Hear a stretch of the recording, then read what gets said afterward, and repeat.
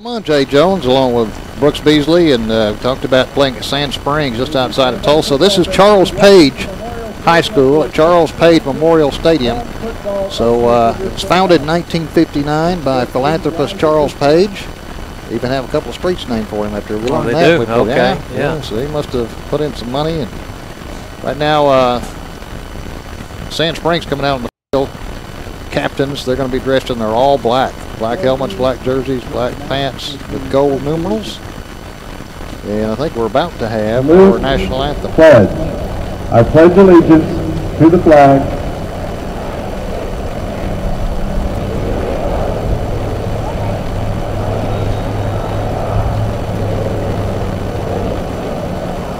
Thank you, and please remain standing.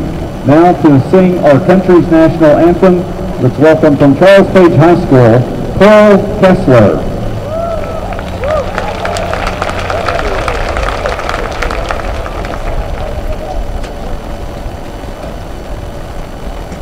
Oh, can you see by the dawn's early light what so proudly we hailed at the twilight glasses?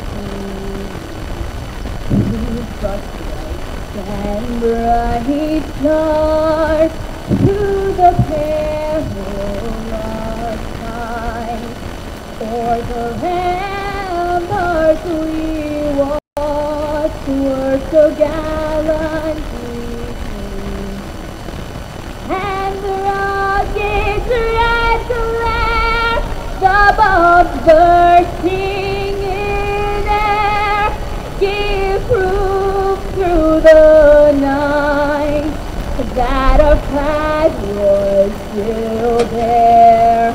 Oh, say does that star-spangled banner yet wave o'er the land of the free and the home of the brave? Thank you, Big crowd on hand here at Page High School in Sand Springs. They call themselves the Sandites. Yeah, the Sandites. And we're right next to the Arkansas River, so I guess that's where they got that. S-A-N-D-I-T-E-S, the Sandites.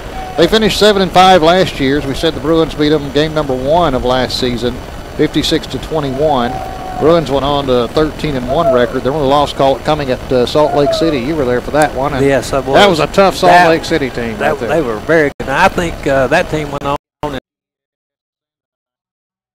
and they won their state championship. Well, a couple of guys that we will be missing tonight, of course, Coach Todd Wood, defensive coordinator, who went on to Russellville High School. We wish him the best of luck, he and Edie and their family. And we know that he's going to be keeping tabs of what the Bruins are doing because he's still a part of this family. And another one, of course, that we will dearly miss is Coach Pip Runyon, who is always deeply involved with the Bruins. A good coach, a good man, a good friend of mine. And tell you what, he's going to be missed by a lot of people. Our prayers go out to Jan and the family. And it's hard. You can't replace a guy like that. No. But we know that he's looking down somewhere tonight watching this ball game, too. Bruins dressed in their visiting white with the gold helmets and numerals. So good luck, Brooksy, on trying to read these numbers. It's pretty tall, about 10 degrees warmer up here than what it is on the field, I think, closer to the sun. Fortunately, we've got a little air conditioner coming up here.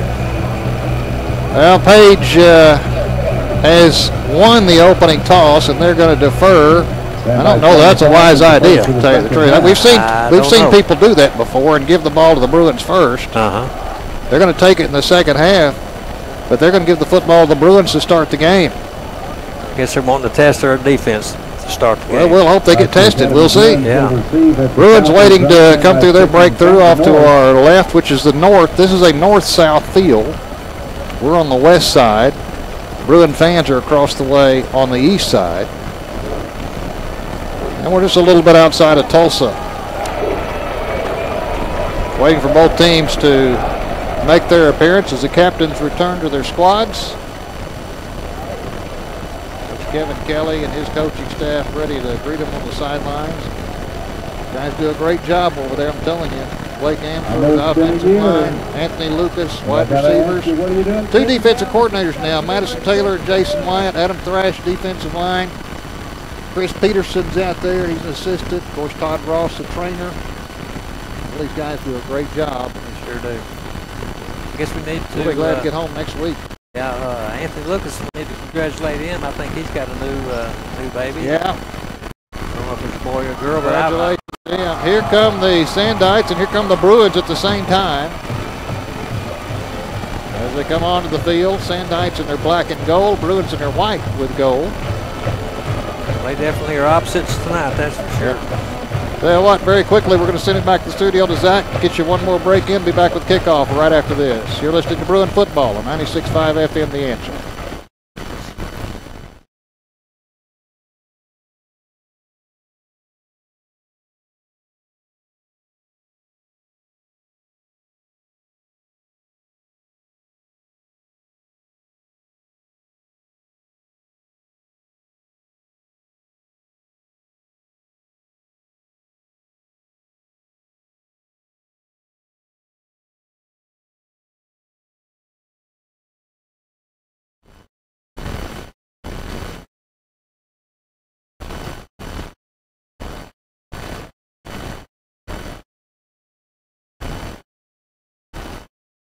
Oh, 2017 campaign is just about underway. The Bruins are on the field. Now the Sandites come on the field. They'll be kicking from our left to our right, which is north to south.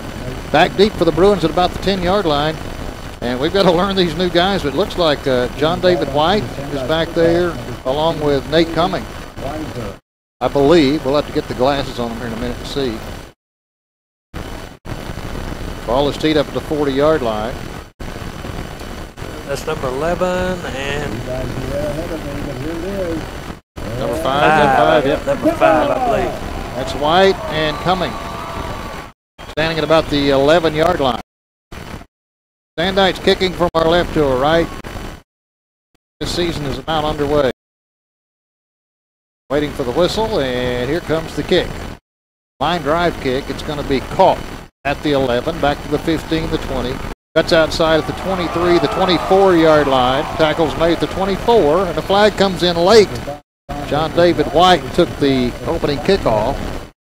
Hayden Kramer down to make the tackle. That was a late flag coming from the near side of the field from the Sandites bench.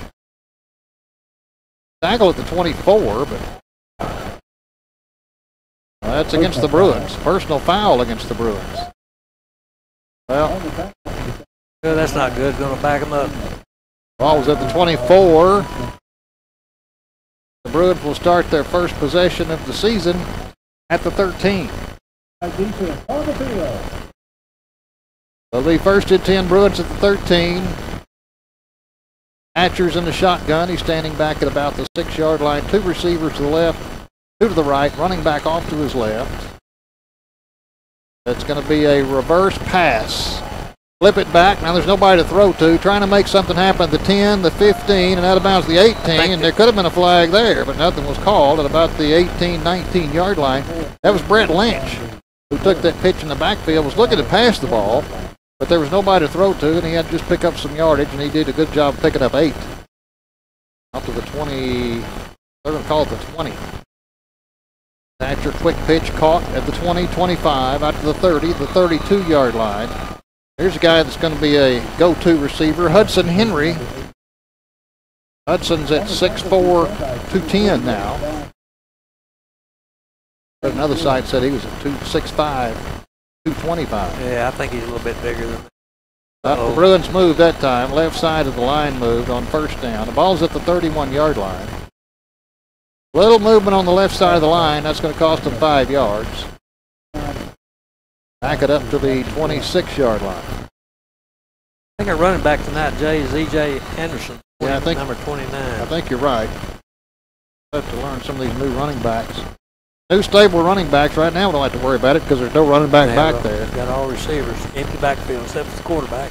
Hatcher standing back at the 20 on first and 15. 4 receivers to the right. That's the wide side. Quick pitch caught at the 30. Makes a man miss. 35. Out to the 39, dragging people with him across the 40. Close to first down yardage, and he has it out to the 43. That's Trey Johnson. There's a guy that had some really good games last season. He's a senior. Certainly did. He had an outstanding game there in the championship game. First down at the 43. The Bruins trying to make something out of this first drive. Empty backfield again. Hatcher standing back at the 38. Takes the snap, looks to pass, steps up, now throws, has a man open. That's Henry at the 50, the 45, down to the 41-yard line. They're in Sand Springs territory. Hudson Henry. Tell you what, the way he moves, he looks a lot like his oldest brother. Yes, got to see his older brother last night playing for the Razorbacks. Hayden got in the ball game last night. I think Jerry Lyons was on the tackle there. Couldn't quite tell. Thatcher to pass, has plenty of time. Gets it to Johnson at the 35, down to the 31. Trey Johnson.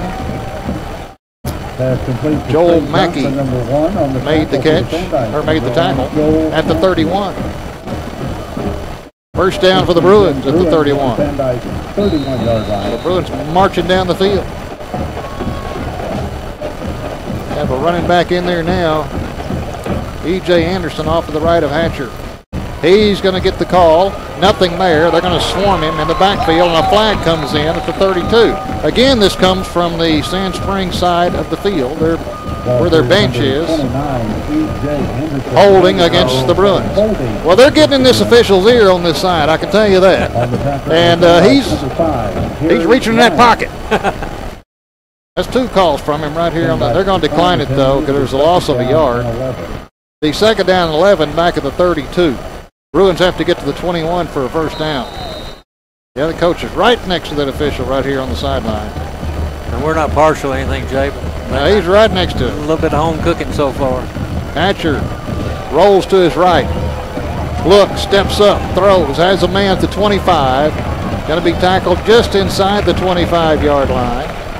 It'll be third down and short, third and about 4. Yeah, that was Brett Lynch on the reception there. Well, Brett Lynch had a heck of a season last year, too. Third down for the Sandite defense. So third down and 4. The ball's at the 25. Need to get to the 21 for a first down.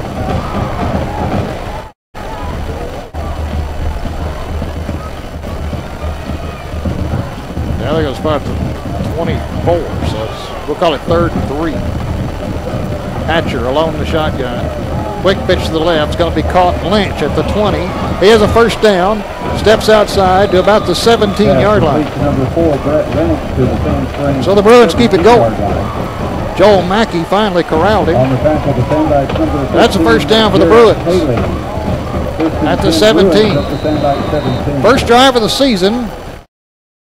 And the Bruins run it down to about the 17 of Sand Springs Page. Hatcher has 4 receivers to the right. That's his far side. Lobs it up in the end zone. Henry wide open. Is that Henry? No, it's Lynch. That's Brett Lynch. He just zoomed past his defender at about the 5-yard line. And I believe I could have thrown that one there. He was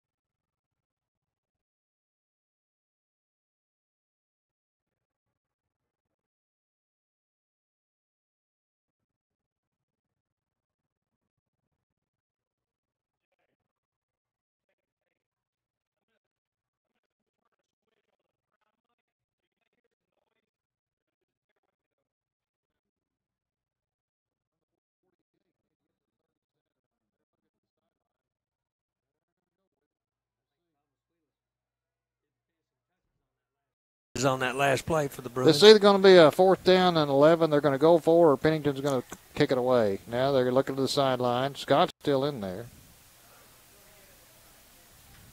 He moves to the side. On 4th down, takes a snap. He's going to pass. Looks, he's under pressure. Still looking, throwing, and it's going to be caught. Even if it is caught, it's short of the 1st down. They're going to say incomplete. Incomplete, yep. It would have been short anyway of about 3 yards from the 1st down. So the Bruins hold and they'll take over.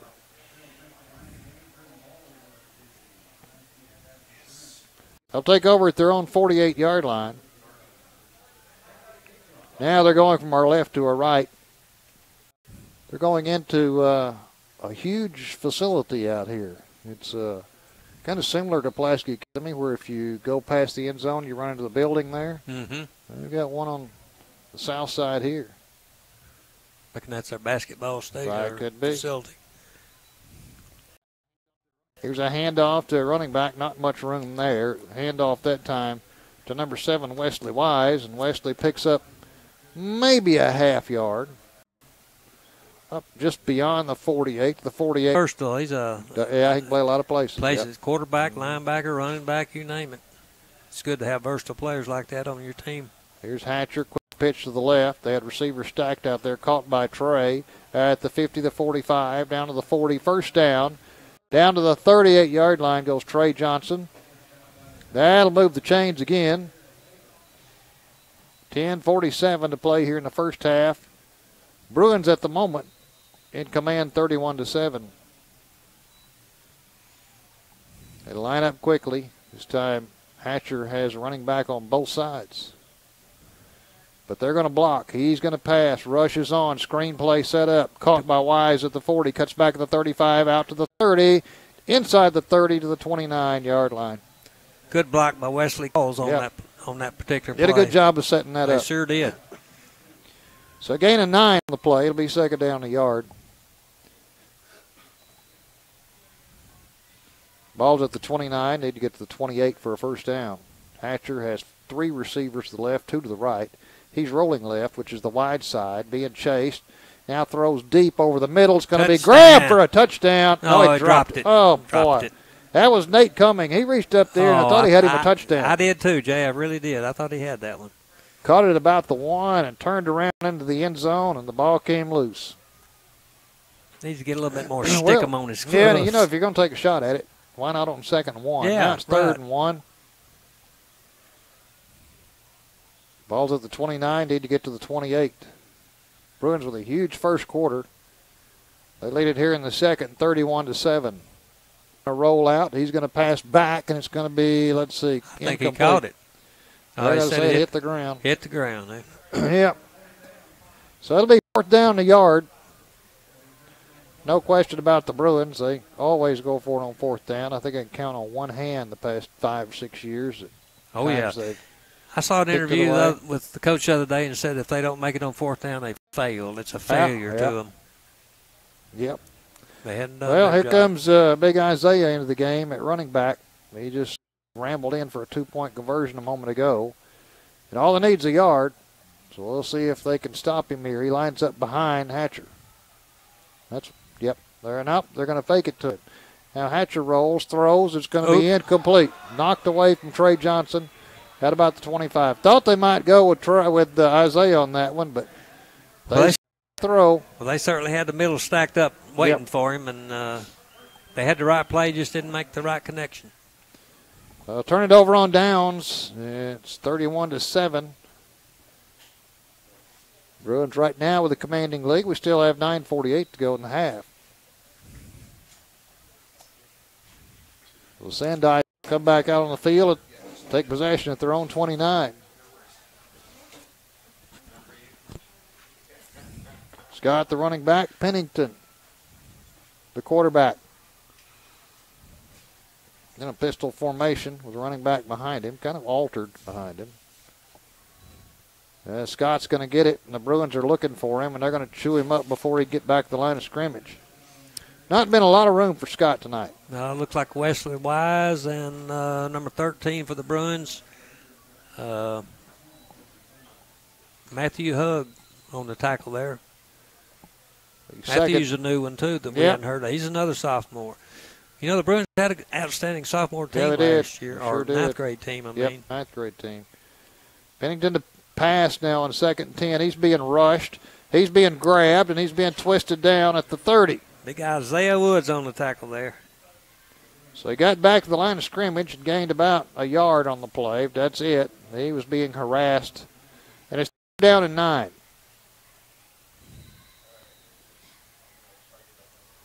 Ball is at the 30-yard line, their own 30. End zone's painted black with the gold lettering Sandites.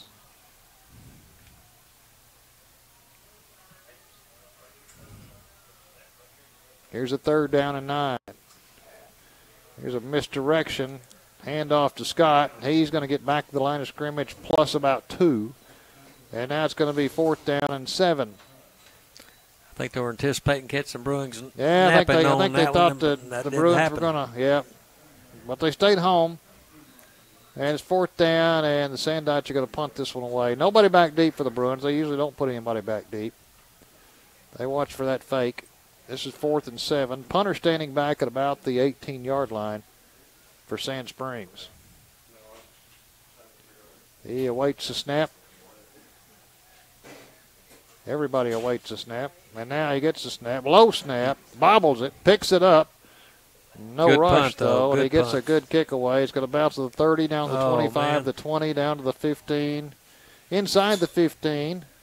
And it's going to roll dead at about the 13-yard line.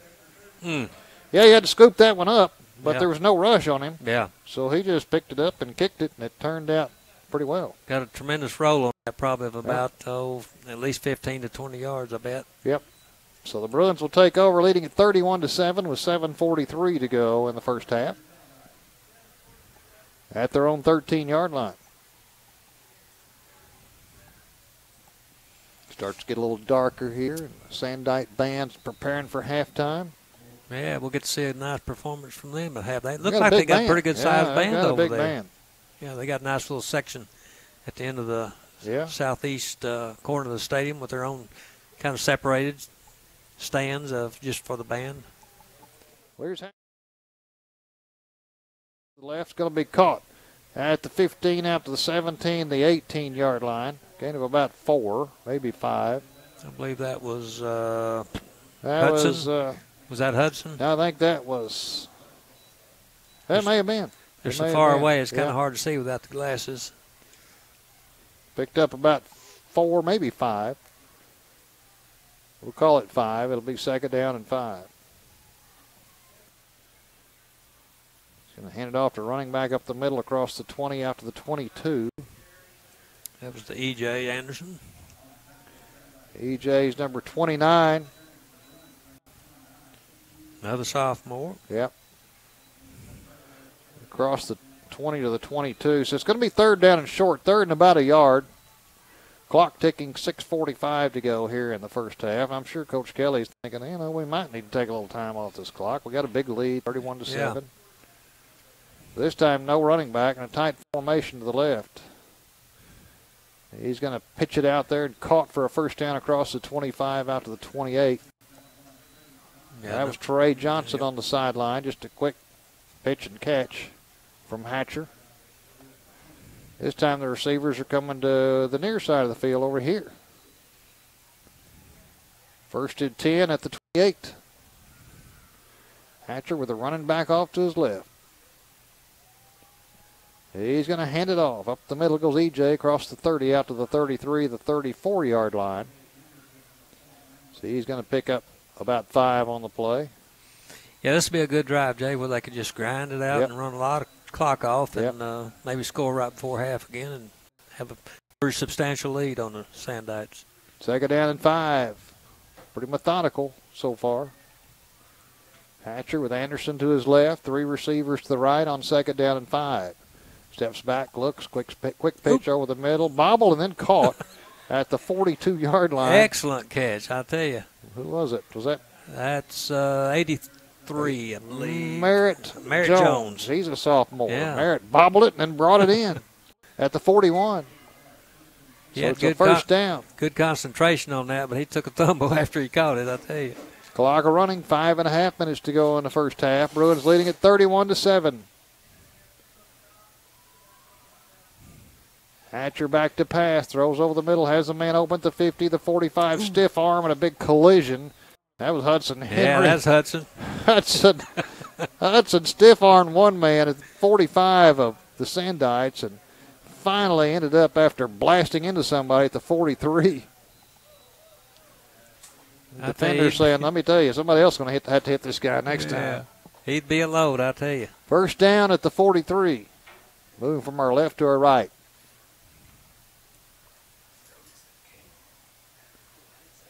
Hatcher taking his time this time on first down. He's looking to pass, rushes on, steps up, makes one man miss. Now reverses his field to the left, throws, has a man open, caught at the 32, 33-yard line, close to another first down. And it looks like one of the Sandites is down on the field at about the 15-yard line. Yeah. Number 2, Hayden Cobb on the reception there for the Bruins. Hayden Cobb, senior. So that'll be a first down, I believe, for the Bruins. And they're going to check on the Sandite at about the 15, 16-yard line. Good luck picking up that number, Brooksy. I don't know. I'll see if I can get it. I'll put my spectacles off and put the glasses on it. 4:51 to go here in the first half. Bruins leading at 31-7 on the road here in Sand Springs, Oklahoma. Well, they're still out there with him, and they're going to help him up. Number 15 for the Sandites. Number 15 for the Sandites is Jarrett Haley, defensive back. He's a sophomore, but Jarrett is up. And he's limping. It looks like maybe cramps ways. Cramps or maybe a little twist of the ankle or knee, but not too bad. I think it's cramps myself. They gave him a water bottle, so it's cramps. It's first game of the season, and, you know, they keep telling you to stay hydrated, but well, that's a bad feeling, too, when your muscle locks up on you like that. I'm sure it is. 31-7 Bruins. They did. 3:24 to go. It's 37-7 now.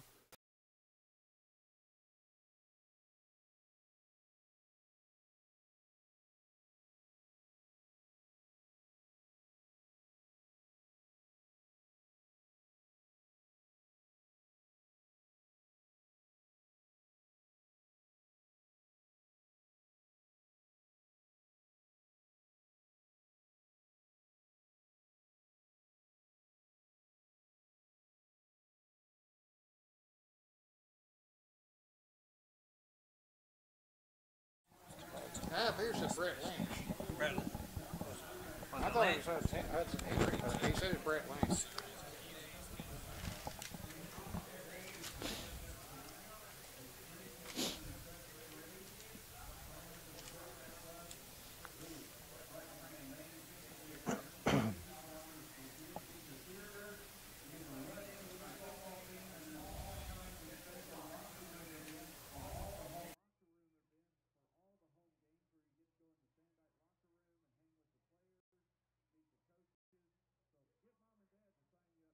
And this one's been all Bruins in game number 1. They lead here at Sand Springs, Oklahoma, 38-7.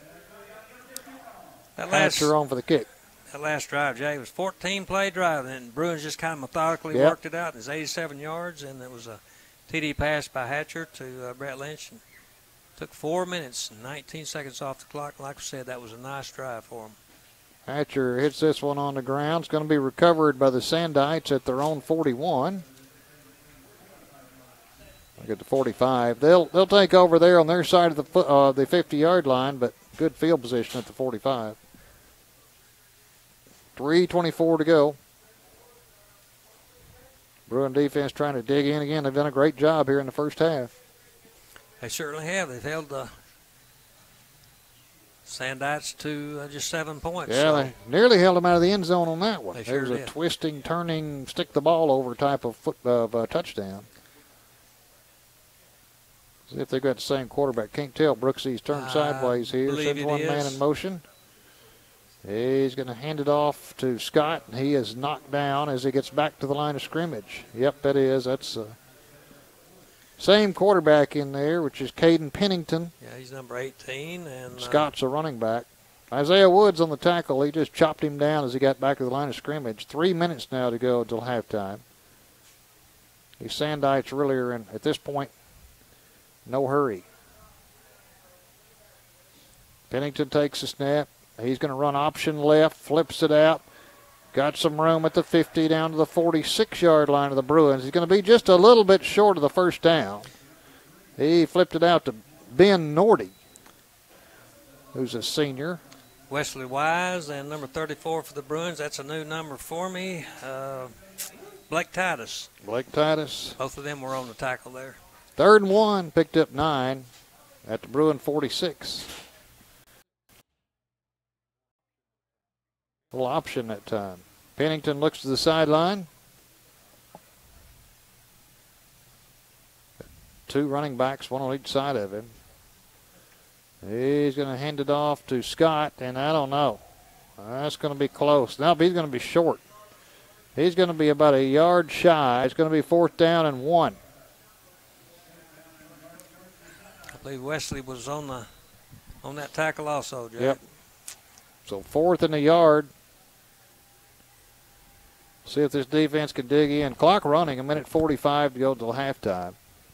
Bruins with a big 38-7 lead.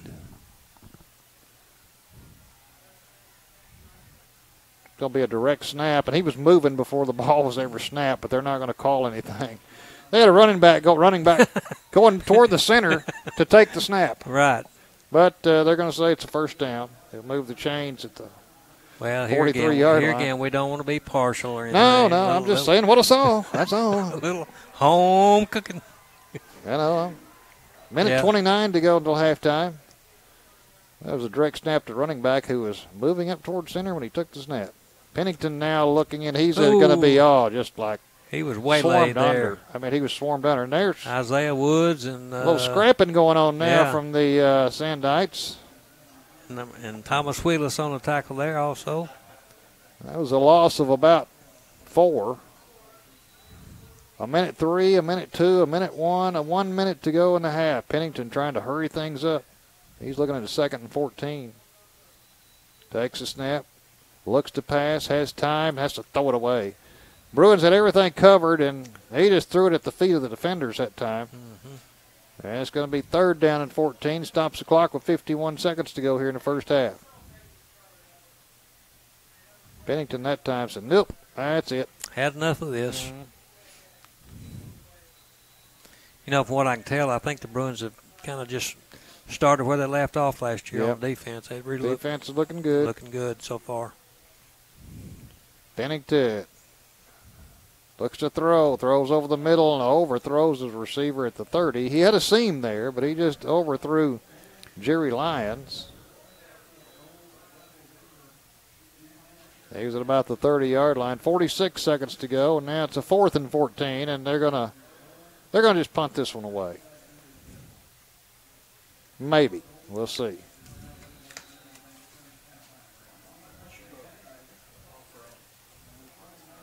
Cameron Smith on to punt. Standing back at his own 38. Gets a low snap again, but he picks it up. Kicks it. It's going to hit at about the 20. Bounce down to the 15. Inside the 15. Down to the 10. Clock still running, though. Down to the 10. And finally the officials step in and stop the clock. 32 seconds to go. We'll see what the Bruins choose to do, leading at 38-7.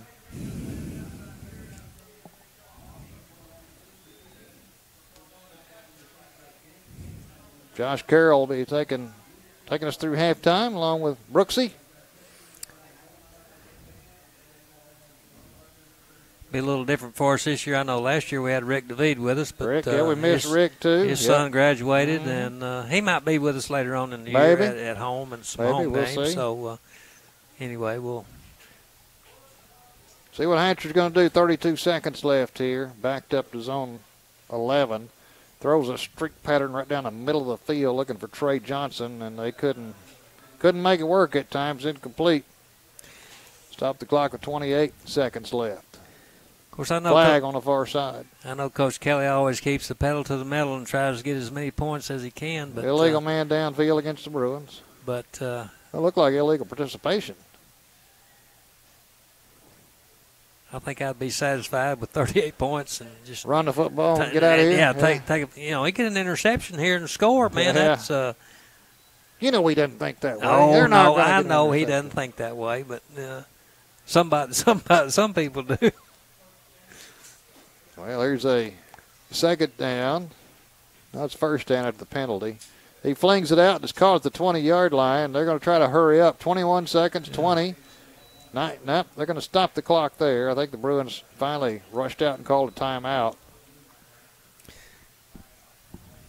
Flung it out to the 20-yard line, and it's going to be about a yard shy of the first down, yard and a half. But 20 seconds to go. Bruins leading at 38-7. After about a 4.5-hour trip here. At least the weather was good. That's one good thing. Certainly was good weather. Our hearts and prayers and everything go out to the folks down in Texas. Yeah, they're really having a tough time down there. And bad deal. Bad deal. Well, the Bruins trying to finish this first half off, leading at 38-7.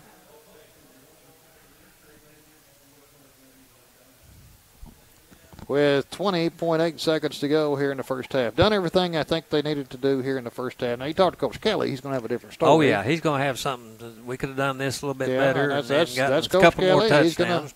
He's going to find some stuff to work on. Yeah. You're never perfect by any means. Hatcher looks, fires to the sideline, caught at about the 28, out of bounds at the 29-yard line. It'll stop the clock with 15.6 to go. First down for the Bruins. It'll move the chains. John David White on the catch. Now we'll see what they do here. They'll line up on first down. 9 seconds, 8 seconds. I don't know why the clock's running. It looked like they went out of bounds. Coach Kelly's saying, why is the clock running? Yeah. Here's last play of the first half.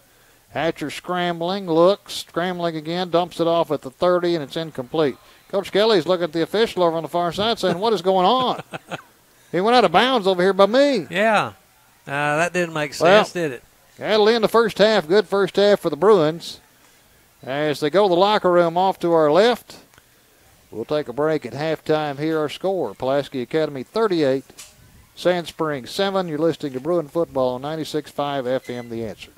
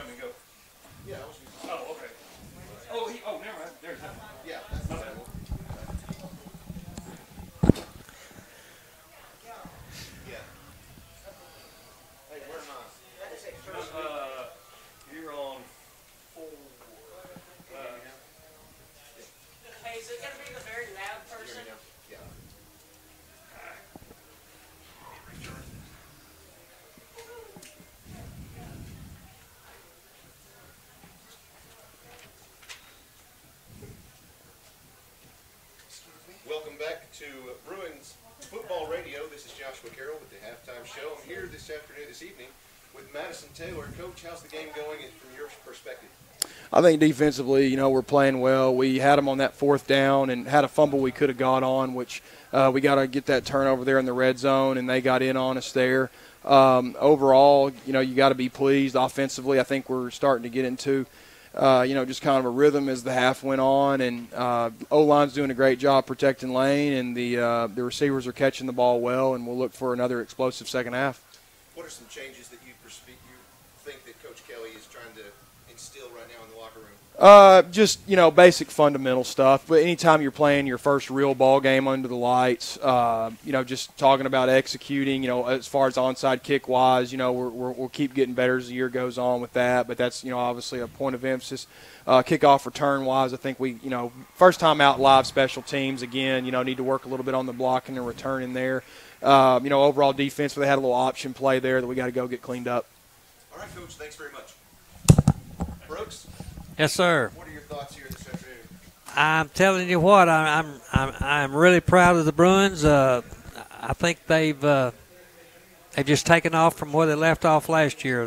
The first quarter, at the end of the first quarter, it was 31-7. Their offense looked real sharp. I don't think they missed a beat hardly.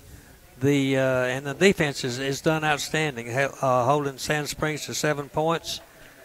And like Madison Taylor, the coach just mentioned, there was a fumble down there on the goal line, but I really think, it could have gone either way. I know I saw a lot of Bruins players signaling that they got the fumble, but it didn't turn out that way. But so far, I'm really thinking the Bruins look sharp tonight so far. They really do. It's interesting that tonight, right here in the Tulsa area, this is only one of 3 big games for football, and it's really fun. We've got this one, obviously, Pulaski Academy. We traveled here to Sand Springs. You also have, trying to find it here, you've got Euless Trinity, who has come here, as well as South Lake Carroll. Both of those are Texas powerhouses. Yeah, seriously, those are serious teams, and they are here playing Union and Broken Arrow, also just right outside of Tulsa here.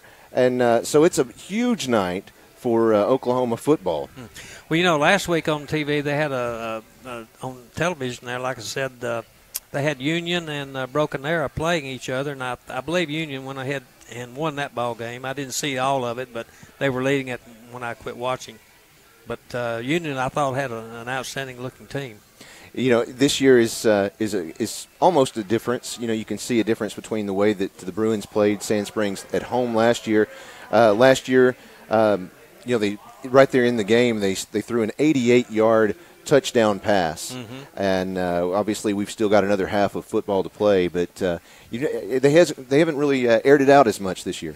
No, you're talking about Sand Springs hadn't aired it out? Right. No, I don't believe they have. But I'll tell you what, their running back, number 34, I believe, for them. I tell you what, you give him a hold and he'll go. He's very shifty and very elusive and everything, and got a lot of speed. And I think one of the keys in the second half will be curtailing him and stopping. So he doesn't make a lot of yards. Absolutely. I was reading in the local newspaper, the Sandites actually did a relief effort, as they should probably, to send some supplies, some much-needed supplies down to Texas to help those affected by the flooding and the hurricane there. They put together, I think, nearly 500 cases of bottled water that they're sending down to the Houston area, as well as other supplies that they're needing.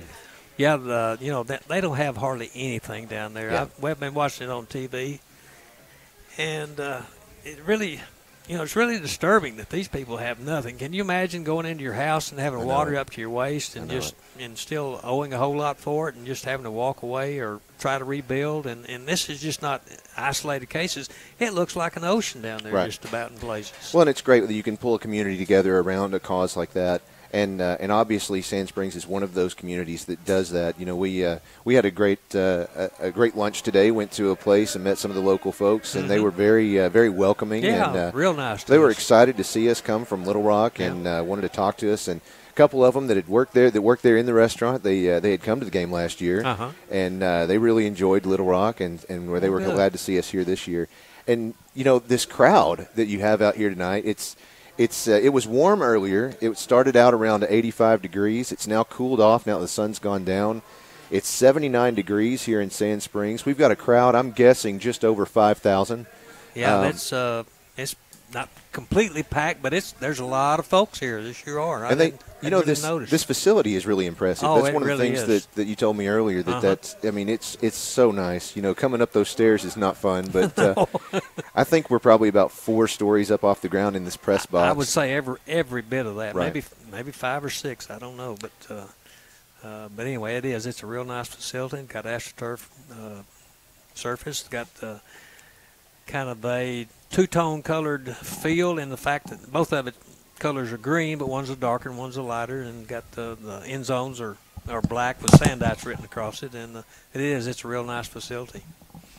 And it looks to me like we had quite a few Bruin folks travel across the way there on the looking at the the Bruin other stands. faithful came out. They sure did. Of course, we've got a lot of folks watching online. I know that we've had some audio difficulties there. We're still working on those, but I think it sounds a lot better. We're trying to get the audio synchronized so that things actually start to make sense. But anyway, well, let's go ahead and take a break. We'll come back with the rest of our halftime show in just a moment. You're listening to Bruin Football on 96.5 The Answer. Oh. What? Can you not tell I'm about to come out of my skin over here? I don't have a clue what I'm doing. Yeah, when you tap dancing like Oh, yeah, I've got that. I forgot. Okay, thanks. I've never done that before. I'm tap dancing over here. All right.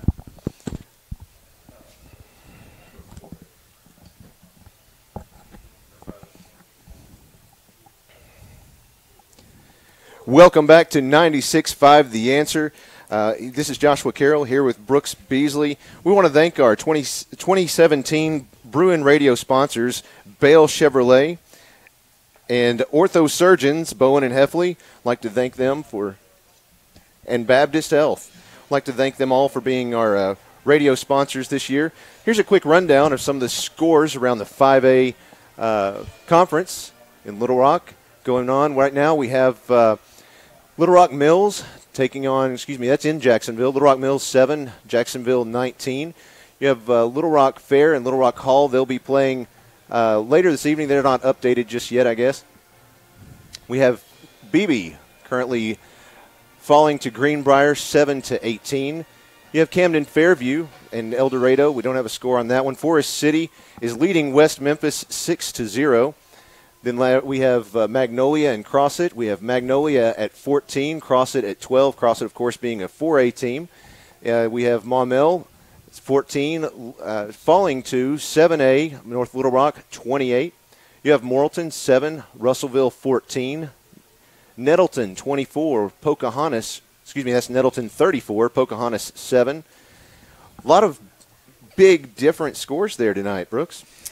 I was doing something else. There's a wide variety of scores. There's a lot of them that are, just defeating tonight. Oh, just getting totally. Absolutely. Not Sorry, very good games at all. The bus there. That's okay. I'll tell you what, let's do. I kind of kept track of the scoring drives for the Bruins, and we'll kind of do a quick rundown of those. But I believe, to tell you what I think, their offense, they've had the ball 7 times the first half, and they've scored on 5 possessions. So that's a pretty good percentage. Absolutely.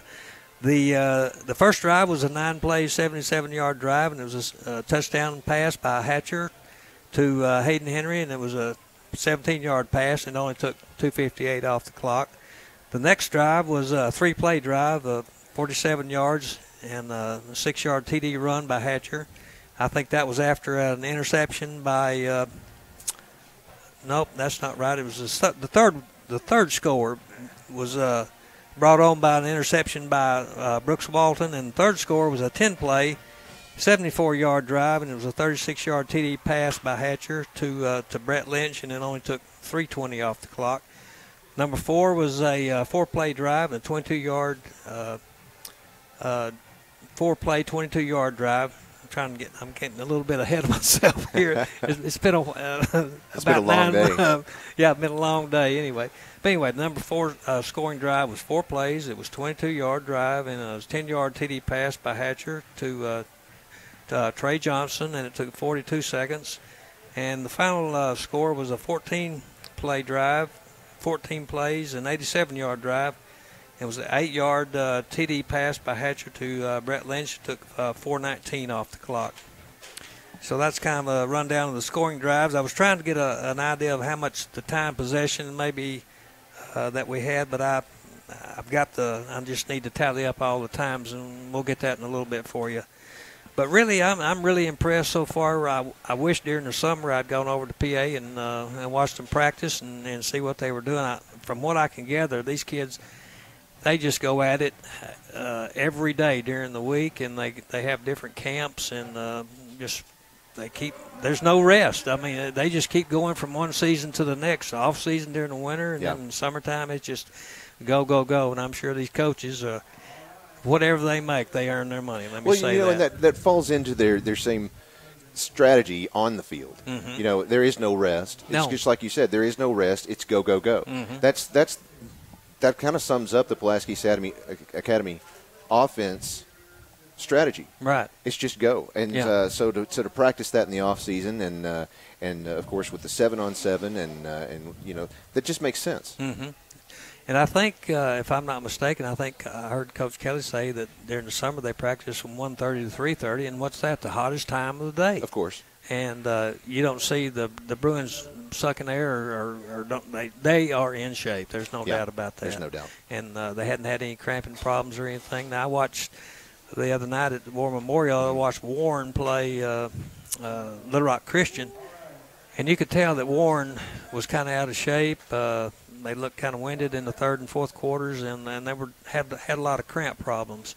So well, that's one of the things that we faced last week with the scrimmage in Bryant. Mm-hmm. One of the things that I noticed, we had at least 3 or 4, maybe more than that, players, Bruins, mm-hmm. that were on the sidelines with those cramps. But again, it was 87 degrees with nearly 100% humidity. Yeah, it's much nicer tonight. Like I said, it's 78 degrees now. Mm-hmm. It's actually pretty low humidity out there for this region anyway. Yeah, it's about right. 40%. But it feels nice. It feels good. It feels like football season. Uh-huh. Well, I tell you what, I can't when you say football season, I relate it to good, crisp 35, there you go. 40, 50-degree weather. And where no you can start wind. seeing the steam coming off the helmet. So, that's football weather to me. But this is just this part of the year that you got to endure and cope with it and go on about your business. Well, I tell you what, the Sandite marching band just left the field, and what an incredibly talented group of folks that was. Well, I'm sorry to say I wasn't watching them. I wasn't concentrating. I was doing something else. But, yeah, they had a nice band, I could tell. They really filled up their little section over there where they're sitting out. There's no telling how many members they have. I'm sure quite a few. Right. Yeah, it was a nice-sized band. They have a lot of them. And, of course, they marched together. It looked really good. One of the things I asked someone as we came through today, I asked them, what is a Sandite? Mm-hmm. And one of the symbols that you see around town, you see on the school, is that of a Minuteman. Okay. Someone that's obviously the origin of the National Guard, if you will. Right. And so I assumed that Sandite was a type of Minuteman. Mm-hmm. And so I looked it up on their website earlier, and it actually just says the Sandite is the person you want to be. So there you are. Yeah, so if you're a Sandite, you're the person you want to be, I guess which so. is really good. It's amazing, this Internet that's come about. If you don't know about something, just go to the Internet and look it up. I mean, it's somebody. What gets me, somebody had to put it there to begin with, and so there's been a lot of time and effort put into the Internet, but it's got some very valuable information on it. But one thing I want to warn everybody, don't believe everything you see on or hear about on the Internet. Some of it's that goes for any source. That's true. All right, let's take another break here. When we come back, we're going to try to have some of the folks from the Sandite radio crew come and talk to us shortly. Let's go ahead and take a break. This is Bruin Radio on 96.5 The Answer. Go down there and ask them if they would come in. Hey, Zach, can you stretch this break a little? All right. All right, Jay's coming. I'm tap dancing as much as I can, but Brooke's saving me. Huh? Yeah, the streaming guys. The 2 adults in there. Hey, give me a topic. Bingo. How about something relevant to the game? Oh. I'm talking about. I smell. All right. How the onside kick's going so far? Okay. I'm going to ask you that. I'm going to ask you about how the onside kick's going. Do what? two of their players on that one onside kick where we recovered it slid into each other trying to get it. Welcome back to Bruin Football. This is 96.5 The Answer. This is Joshua Carroll here with Brooks Beasley. Brooks, the Bruins are obviously known for going for it on every fourth down and their onside kicks. How do you think their onside kick is going for this year so far? So far, I think it's going pretty good. They had one, I don't say a lapse, but they had one instance where the ball got past, or one of the Sandite players recovered the ball, but it bounced up to him and he broke through the PA players. And to me, that's been the only the breakdown in the onside kick so far. But I think, if I'm not mistaken, I believe in this game they've gotten two. I think that's right. But that's something the Bruins work on all the time, and it's just that's just their makeup. It's interesting to me. I was talking to somebody earlier this week about the onside kick, and to other folks, there is just the onside kick. That's it. Mm-hmm. That's just the one kick.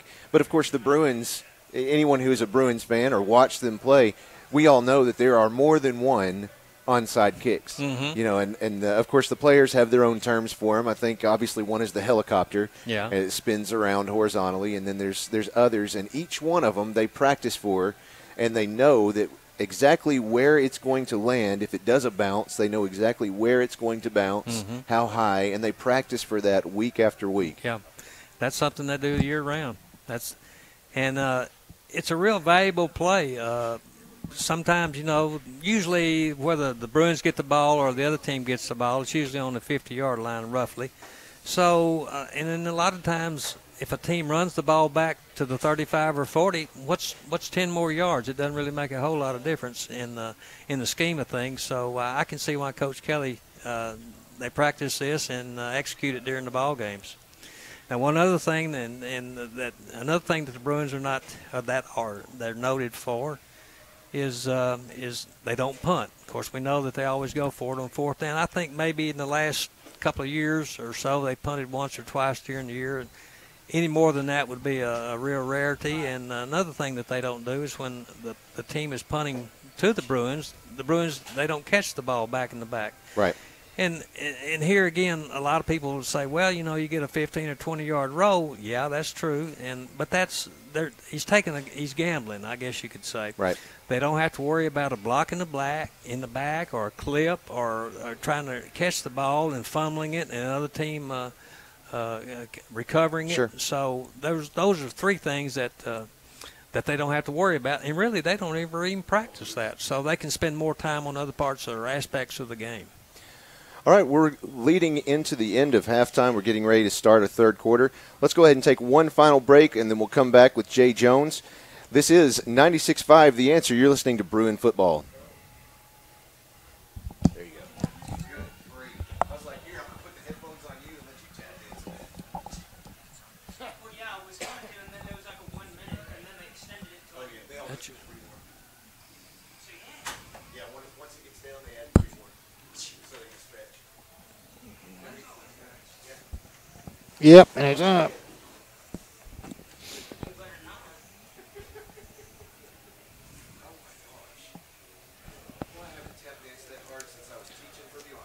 Well, about ready for the second half here at Sand Springs, and I'll tell you something, you guys, that I was thinking about at halftime. I don't know that it would have made that much difference at all. One of the first decisions of the game was when Sand Springs won the toss and decided to give the football to Pulaski Academy first. I think they probably wish they'd have done that the other way around. I see teams do that, and you're taking a chance on having to chase them the rest of the night when that happens. That's true. Bruins took charge early in this one. They lead 38-7. We're about a minute or so away from starting the second half. All I can say on that decision, maybe the Sandite coach was he's wanting to test his defense early, and he certainly did. See how they were going to fare for tonight. This is a very proud program here. I was standing outside during halftime when you guys were doing halftime. They have a great band. They have a huge following here. I mean, they have a lot of people in the stands. And they are they don't have years like this too often. Last year they finished 7-5. And, of course, the Bruins finished 13-1, won their third straight state championship. But this is a proud program. Mm-hmm. And right now they're going through some hard times, but I know they're going to come back, too. And, you think about all the success of some of the Tulsa teams. I was traveling through Tulsa today and passed the stadium for Tulsa Union, which is one of the top teams in Tulsa. But they have some really good football in this Tulsa area. Yeah. Well, the Bruins will be kicking to start the second half. We know all teams, Jay. It all kind of goes in cycles. They'll have an outstanding group of athletes for a few years, and then they'll kind of dwindle down a little bit. So you got to take a little good with the bad. A crowd in town this weekend, too, here at Tulsa. I think Oklahoma State starts their season off playing Tulsa. Oh, that ought to be a whale of a ball game. I know Oklahoma State, they're ranked in the top 10, I believe, if I'm not mistaken. Should be a good one. You know, Arkansas used to play Tulsa every year. Arkansas one time played Oklahoma State. Yeah, whenever I that's was true. a kid, Yeah. they played Oklahoma State, and that was just like playing a Florida A&M back then. It was, but I think things have definitely changed since this then. changed over the years, but that was they were kind of the stepchild. That was for a the gimme. Razorbacks Yeah. for a long time, but anyway, they went through the years where it was Tulsa that they would play. Well, the Bruins come on the field. They're going to be kicking from our left to our right, which, like we told you earlier, this is a north-south field. They'll be kicking from the north to the south. Now, I would venture to say maybe in this particular kickoff that leading 38-7 that the Bruins are probably he laid it down, didn't he? Yeah, he did. Yeah, looks like it's going to be another spinneroo again, or helicopters, as Josh mentioned. He laid it on the tee. Hatcher's looking at it. It's teed up at the 40. There's a whistle. We're ready to go. Here comes the kick, and he is going to kick it, pooch it down the field. It's going to be dropped at the 20 and recovered at the 22. So it works. It moves them back to the 22-yard line. Probably the worst field position they've had all day off the kick. I think it has. That was Joel Mackey who recovered that one for the Sandites at the 22. Just underway in the second half. Bruins leading at 38-7 here at Sand Springs. Caden Pennington, the quarterback, has gone the whole first half. He's going to start the second half. Running back behind him, Peyton Scott. Pennington hands it off to Scott. Tries to find a hole, but not much there. He gets maybe a yard on the play. They're going to say he leaned forward close to 2. Close to the 24-yard line. Mate Cumming, Wilson Miller. He's another sophomore we haven't heard tackle. From. Yeah. He kind of jumped on his back and just kind of rode him to the ground there. Give him 2 on the play. It'd be second down and 8. Pennington, the quarterback, is a junior. Takes the snap, fakes the handoff, now throws. It's going to be caught at the 26 and down right there. Good job defensively for the Bruins to recover after the catch. Didn't get much extra yardage after that catch, so tackled immediately at the 26-yard line. It's going to bring up third down and close to 6. I believe Zach White made that tackle, Jay. Best I can tell. I'm going to have to use the field glasses here for a little bit. Pennington awaits the snap on third down. Now looks to the sidelines, which is the near side. We found out that's their Fine Arts building off to the right. Oh, is that what it is? Okay. Now he steps back on third and long, looks to pass, throws, and it's going to be incomplete. Couldn't connect his receiver at about the 35-yard line. And that's going to bring up fourth down. They'll kick it away.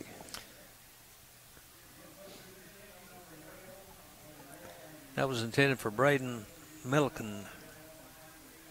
Braden's a senior. We know they've really got some nice facilities here. They got do. some tennis courts. They've got a soccer field and a track and just everything. It's top notch. They'll punt it away. Punter standing at about his 12. This time gets a good snap, kicks it away. Nobody back deep for the Bruins. They'll just walk off the field. This time the Bruins get a good bounce and a flag, and there's nobody Bruin on the field. That's incredible. That can't be on us, that's for sure. Finally ended up at the 47-yard line where the Bruins will take over their own 47. I have no idea. This flag came from the sideline. They've got illegal motion against Sand Springs. I was going to say, if they call this one against the Bruins, and There was nobody out there. No. Yeah, they're going to decline it. Bruins will take it at the 47.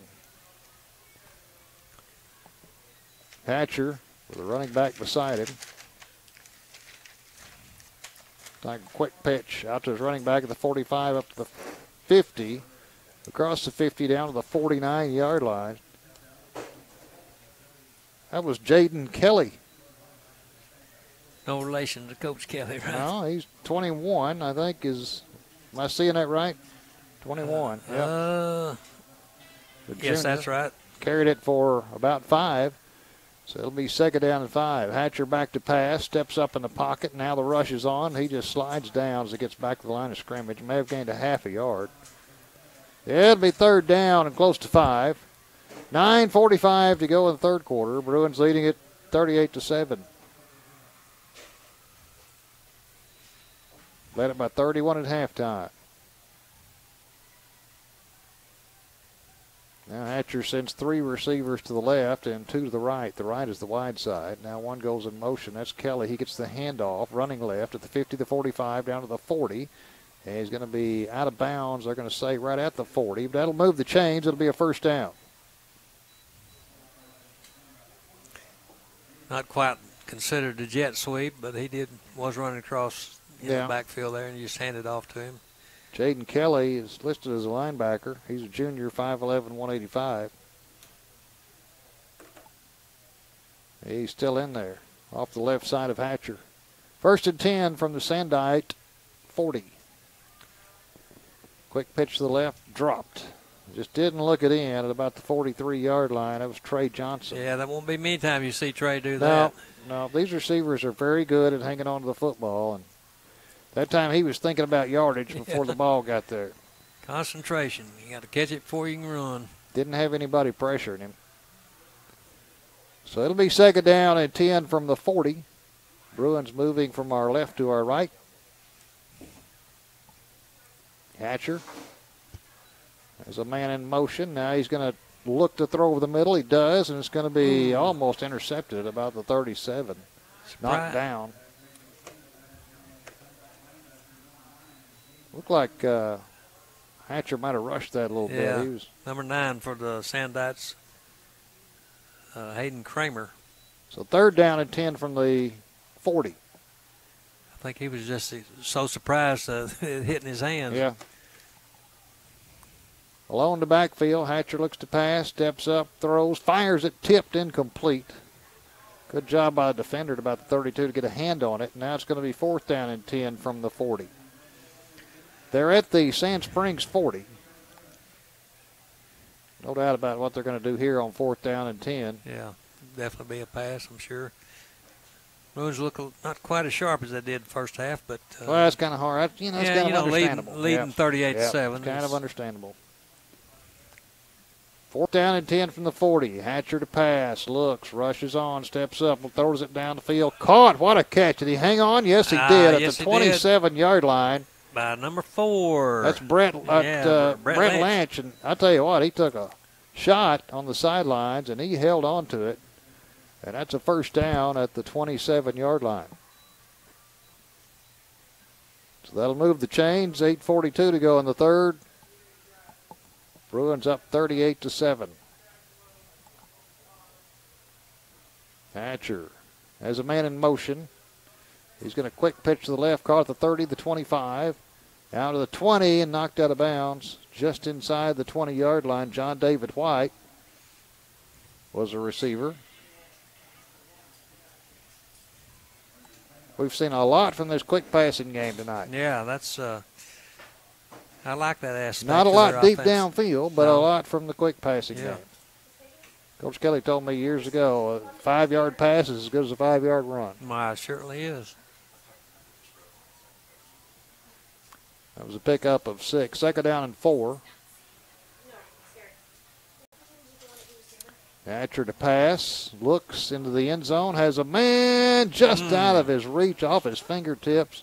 That time he was looking for Jaden Kelly, and that was just off his fingertips in the end zone. So they'll bring it back to the line of scrimmage. It'll be third down And we'll call it 4. Well, it's a 21. Need to get to about the 17. So another third down play for the Bruins. Hatcher looks to pass, throws, going to be caught. That's Hudson Henry at the 10, down to the 5. He's going to score. He just spun away from a defender, stayed on his feet, and he was smelling the barn there, wasn't he? Yeah, he was. He certainly did. Yep. He's going to be an outstanding receiver for us this year. Yeah, and he was next smelling year too. the end zone. You know, I saw University of Arkansas coach, Coach Bielema, and he asked Mark Henry if he had any more in the works. Keep them coming. Yeah. They're going to go for the kick here on the extra point. Snap is good. The kick is up, and it bangs off the Fine Arts building to our right, and it's good. 7:37 to go here in the third quarter. Our score now, Pulaski Academy 45, Sand Springs 7. You're listening to Bruin Football on 96.5 FM The Answer.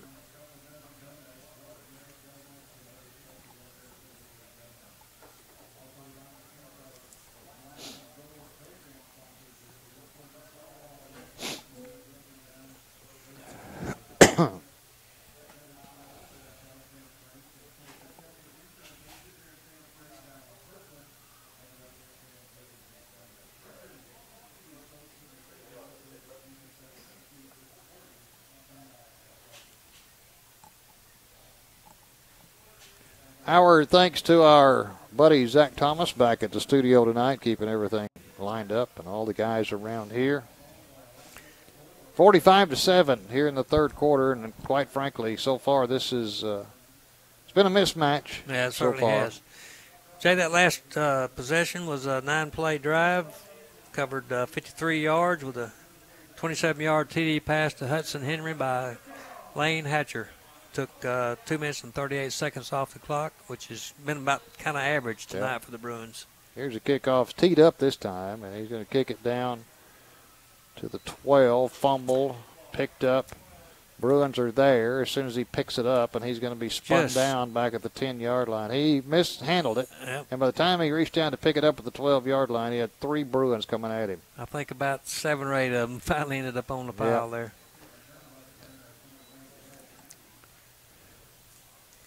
Well, we'll see what see if the Bruins can dig in defensively again, leading at 45-7 with 7.5 to go here in the third quarter. Caden Pennington, the quarterback. Running back is Peyton Scott. He's going to hand it off to Scott, and he's going to be still on his feet. Good job of hard running, and he's still going to 20 to 25, out to about the 27, 28-yard line. That was a heck of burst a run we haven't seen from him. Finally brought down by number 8 for the Bruins, Luke Bratcher. Kind of made a saving 28. tackle, I think, if it hadn't been for him. It would have been close. Might have gone the rest of the way. Here's Pennington again.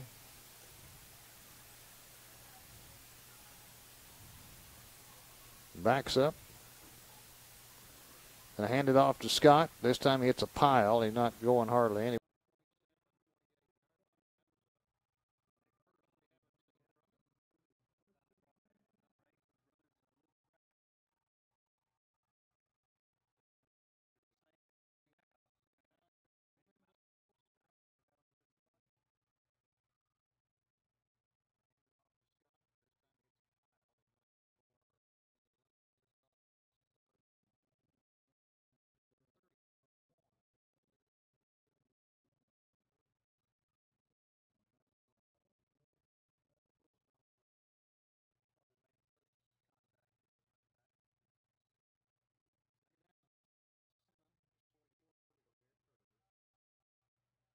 Times this evening. He's a senior. Yeah, he's 6 foot, 170-pound senior. Third and young. Pennington. Wouldn't be surprised if he hands this to that Scott in there. Yep. Wouldn't be surprised if he hands it to Scott on 3rd and 1. That's what the Bruins are thinking. Give it to Scott, and he's not going to make it. Well, the way they're marking it, I don't know. It's going to be 4th down, and well, it's close.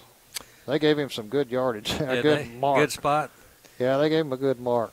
And they're going to say go ahead and move it without even measuring. So Well, 45-7, 5:35 to go here in the third.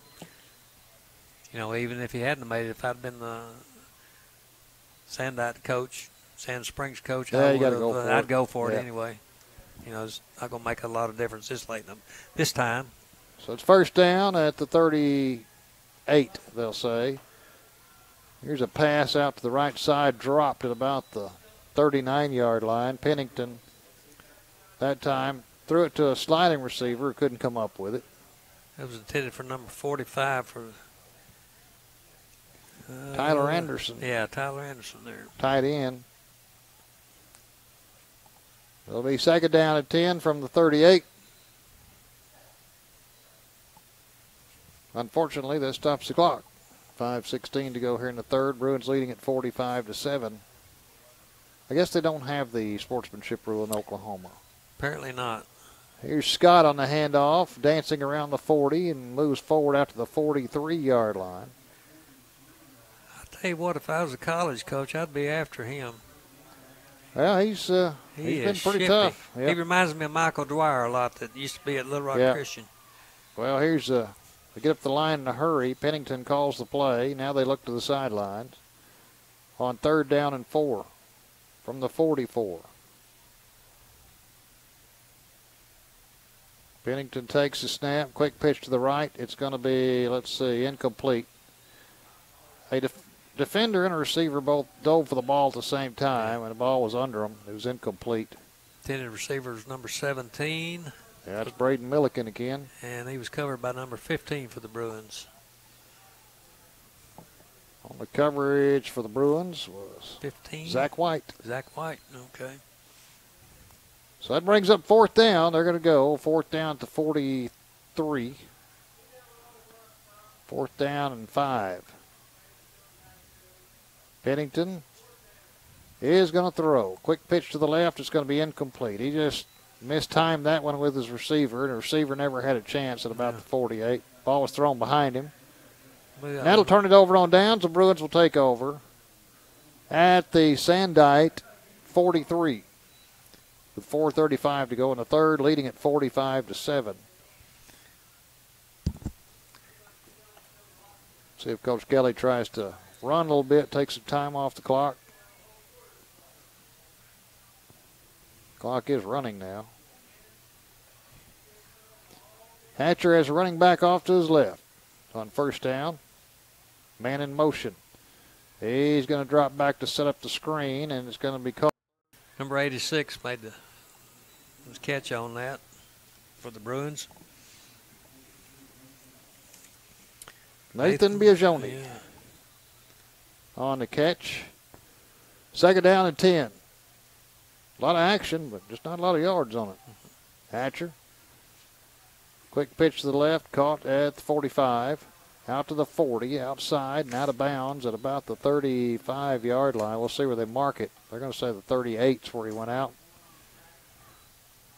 So it'll be third down and 5. That reception was to John David White. Yeah. Mm-hmm. He's had quite a few receptions tonight. Clock is running, so maybe they are keeping the clock running because he went out of bounds. Third down and 5 from the 38. Hatcher back to pass, throws, caught, first down, 30, down to the 25, down to the 23-yard line. Looked like he had a tearaway jersey on, John David White. They grabbed him that time. Going back to the old 70s where you had tearaway jerseys. Back in those days, a good receiver, he'd go he'd through about 5 or 6 6 jerseys before the game was over with. Takes it down to the 23. Clock running, 3:09 to go in the third. Bruins have this one well in control, 45-7. Going to go 1-0 on the new season. Hand off to the man in motion, the 25, down to the 20, down to the 15-yard line. We can find that number. Is that number 85? Or 85, Mason Cobb. And tackled by number 5 for the Sandite, Jerry Lyons. So Mason moves it down to the 5-yard line, be second down and a couple. We're down to 2.5 minutes to go now in the third quarter. Bruins with a 45-7 lead. Next week at home, playing a team from Memphis there at Pulaski Academy. Ridgeway, I believe. I think you're right on that, Jay. Here's a little slant pass out to the right, caught it down to the 15, to the 10, down to the 5-yard line. John David White. He's going to be a tired young man after this night's over. Yeah, he is. He's Yeah, they're going to call a little timeout. I think like somebody's down with a leg injury for the Sandites. Number 4 for at them.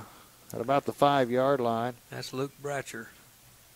You know, it's strange. We've got a Luke Bratcher, and they've got a Luke Bratcher. I wonder if they're related by any means. Ours is number 8. But this is a young man playing for the Oklahoma team. That's down at about the 6-yard line.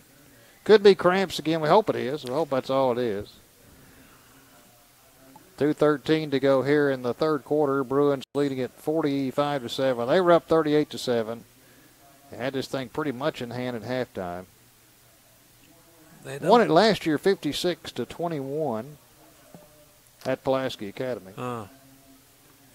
2 weeks we got that 9 o'clock game coming up. It's going to be on ESPNU. Well, we're going to be getting in late that night, yeah, I bet. Tell you what. You know, I understand that's supposed to be a lot of high caliber team out of Bossier City. Yep. Now, our true fans will watch on TV and turn the sound down and listen to us. Yeah. True fans will come to the game. True, right. Chris says true fans will come to the game. That's true. But the ones that have to listen to it on radio and watch it on TV, yeah. Well, they got him up. And coming off the field with a little bit of help. Yeah, that's number 4. I think he might have hurt an ankle, or he's walking off a stiff-legged because it could be a cramp. But he's a junior. Comes off the field. And the Bruins line up again. They've got the football first and goal after John David White took it down to just outside the 5-yard line. First and goal for the Bruins. Hatcher alone. Little shovel pass inside, and the Sandites read it, and then there comes a flag in. Sandites read that one well. They're going to tackle him back at about the 8-yard line. Holding against the Bruins. Holding against the Bruins. Looks like if you're going to hold, your play would have turned out better for you. Yeah, it would. Had 3 guys on the running back. I don't know who was holding, but whoever it was didn't do a good enough job. Jerry Lyons and Gage Fain were on the tackle there for the Sandites. Good arm by that referee, though. He threw that flag from the 20 down to about the 8-yard line. Got an arm on him, hadn't he? Yeah. So it's going to be declined. They'll take the loss. Be second down and goal from the 8. The official looked a little perturbed the way he threw that flag. Hatcher takes the snap, looks to pass, throws out left side, caught the 10-yard line. Good move at the 5 and a touchdown. What a move by. Oh, he froze somebody. John David White. He caught the ball, turned around, stared down a defender, and then just juked him. Looks like that might have been number 1 for the Sand Springs. Joel Mackey. Anyway, we'll have to pick up his shoes because they're still laying out there. That was an excellent move by him.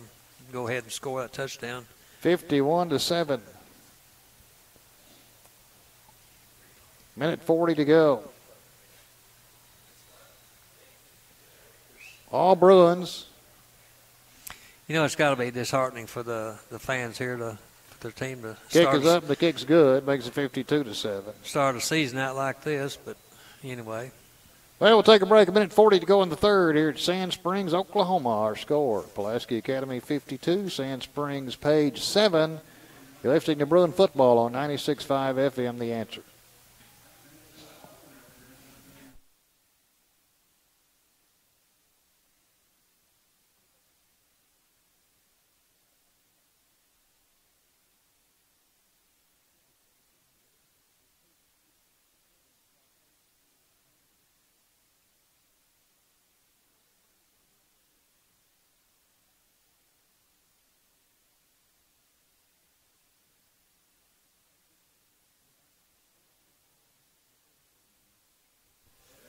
Well, we've whittled it down to a minute 40 to go in the third.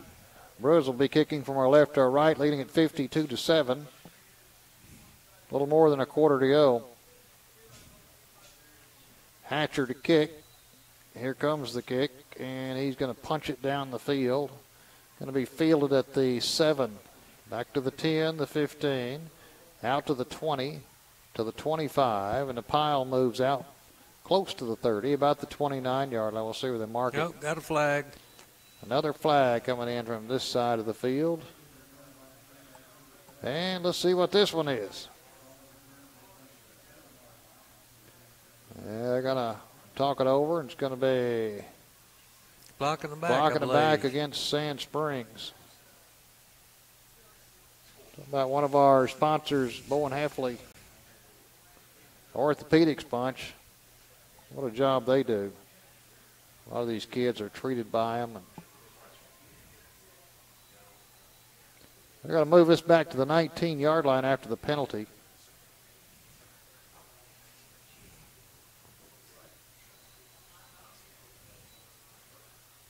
So it'll be first down for the Sandites at their own 19. Pennington to pass. He throws it out there, nearly intercepted. Nearly intercepted by Brooks Walton. And Brooks was smelling the touchdown on that he certainly one, too. was. And here comes the next group in of defenders. They're going to take out their starters. And, boy, what a job they did tonight. They certainly did an outstanding job. Now we'll see what this new group, bunch of youngsters, like you said, had a great season last year. Here's Scott trying to get outside on the corner. He does. Somebody's going to have to catch him, and there he goes. At the 50, the 45, the 40. He's gone. That ignites the crowd on the first play when they take the first team defense out. They take the first string defense out, and he hits them for a long run.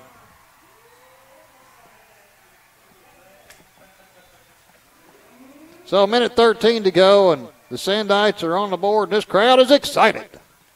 Tell you what, as soon as he hit that corner, it was off to the races. You could tell that, yeah. It certainly had some speed, that halfback did.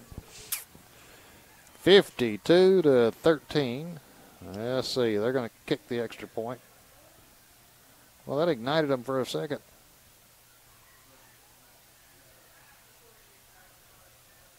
Kick is up, and the extra point is good. So 52-14. With a minute 13 to go. That extra point was by Jaden Weiser. He's their, I guess, field goal kicker and kickoff man also. Anybody ever figure out what a Sandite is? Yeah, what is it? Person you want to be. It's a person you want to be. Yeah. Really, that's definition. Thought Josh was playing with me there for a minute, but I guess not. Person you want to be. All right. That's right. I looked it up on their website earlier, and they have logos all over the town. Yeah, they do. It looks almost like a Minuteman. And so that's huh. I thought there was a relationship there between Sandite and Minuteman. There may be, but on their website it says the Sandite is the person you want to be. That certainly clears it up. That certainly certainly clears it up. Thanks for the research. Yeah, it's great. Well, right now, the persons who you would like to be are trailing 52-14. So, with a minute 13 to go in the third quarter. And they're kicking off from the 40. They're kicking from our right to our left.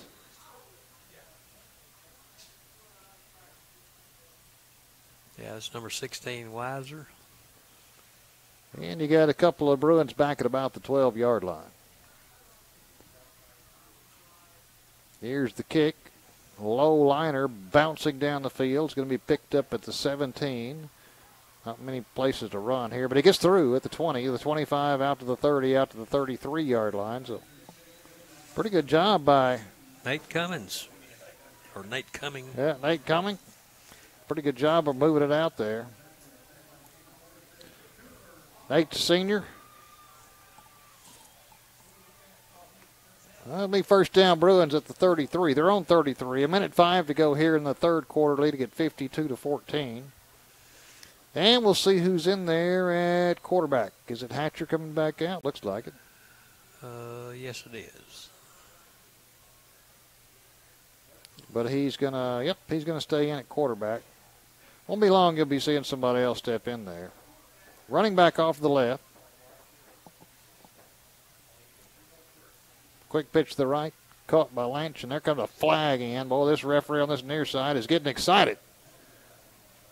Ineligible man downfield, and he wants everybody to know it.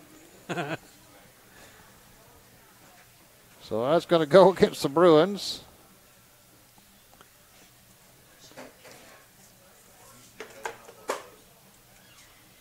Officials, give me a flag. I'll kill this rally off. Back to the 33. I take it you don't like to see a bunch of flags. You Jay. know. It just slows the ball game down, doesn't it? They're the only guys out there getting paid, so, you know. Well, they got to make their money somewhere. Yeah. So that'll back it up 5 yards to the 28. First and 15. Hatcher, quick pitch, caught at the 35, out to the 40-yard line. Looked like Nate Cumming again. Yeah, it Nate was. Cumming. Good job of hanging on to that football. And he gets it out across the 40 to the 41. Near the 40. Now they're going to back it up to the 40. 9 seconds, 8, 7, 6 left in the third. They're going to let this one tick down. Braden 3, Askew was 2, 1, and that should be it. That is the end of the third quarter. On that last play, Braden Askew made the tackle for the Sandpage. Well, we go to the fourth quarter.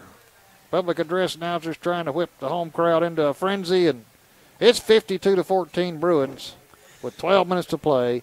Be back for the fourth quarter after this. You're listening to Bruin Football on 96.5 FM The Answer. What did he say? The four-finger time? Huh? What did he say? It's four-finger time or something? I guess. I don't know. It's middle finger time. Yeah.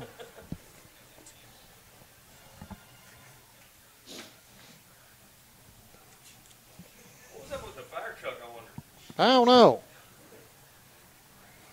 They were just parked there. I don't know why they left. I want to watch the game. They heard that the Bruins were on fire! Yeah, that's it. They heard there was a fire going on at the football field.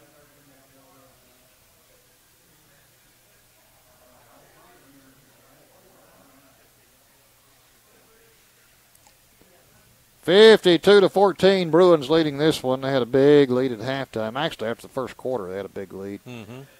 And halftime, a big lead. Now we're in the fourth quarter, and the Bruins lead at 52-14. They'll have the football as we start the fourth quarter. They'll be going from our right to our left. Bruins tonight dressed in their white road uniforms with the gold helmets and gold numerals. The Sandites are dressed in all black with the gold outline numerals. Second down and 3 for the Bruins from the 40. Looks like Wise in there at quarterback. Quick pitch to the right, caught. Wesley Wise in there. And that's going to be a first down as he flung that one out to the right toward the Bruins sideline. Enough for the first down. Nope, they're going to say he went out of bounds a yard shy of it. Third down a yard at the 42.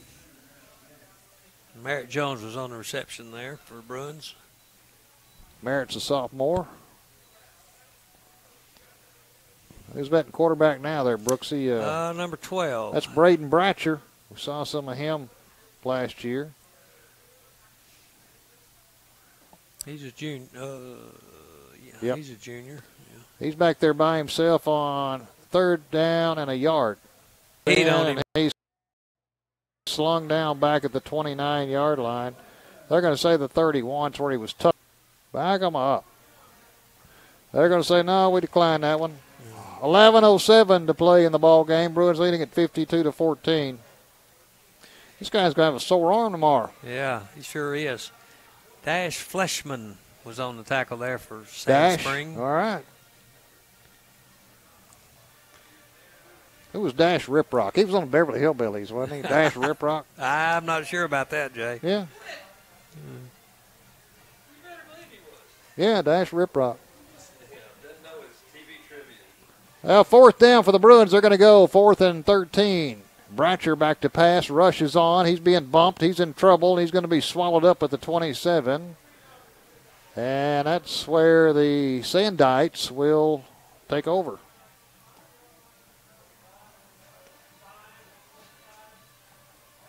So they hold as the Bruins are substituting liberally. Chris Edwards on the stop there for Sand Springs. 52-14. We'll see if the Sandites keep their starting team in here against the Bruins.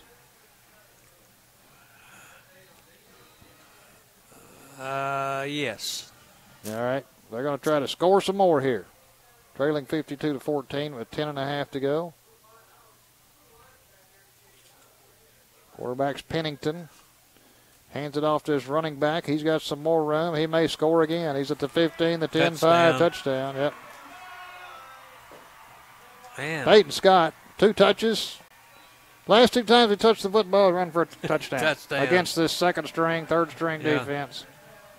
52-20. Bruins get the ball next. They need to run a little clock. They don't need it. Well, of course, that's 32. Going to be 31 points. That's a little over 4 scores. 4 scores and a field goal or so. They'll try for the extra point. High snap. Kick is up. Low kick, and that's good. Drilled it through there. So it's 52-21. Gives the home team a little something to cheer about. Yeah. Yeah, they're going to make a comeback. Got to tell you something, folks. They're chewing on a fake steak here. 52-21.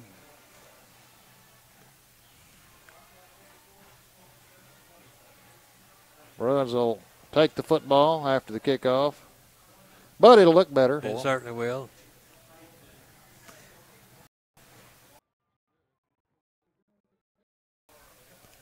Or left.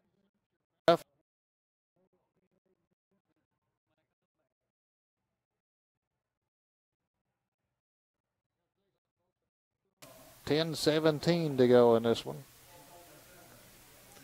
And give them some confidence going into next week's game. That'll definitely give Coach Madison Taylor and Jason White a little give them something to coach with. Yeah. Just something to coach with for the second team next week for sure.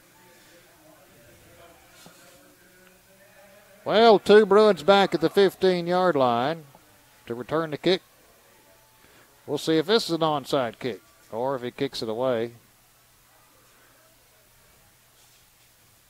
Sitting in the tee like he's going to kick it away. He approaches the football and he kicks it away.